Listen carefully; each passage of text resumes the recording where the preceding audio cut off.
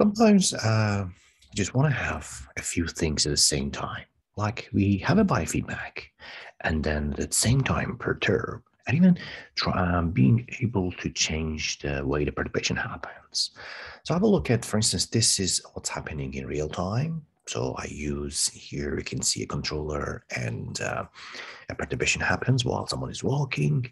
Here we want to show somehow similar idea, but biofeedback and perturbation. And here is the code that or a script that we have done here, or a simple application.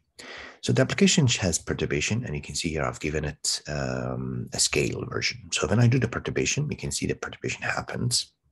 And then if I change the scale will change, and even the perturbation, the biofeedback will show, as we can see here. It's not exactly what's happening in real, because this is not real. This is simulation or emulation of that. But you'll get the idea. So next, we will talk more about a controller, how you also use a file. So stay tuned to learn more about perturbations.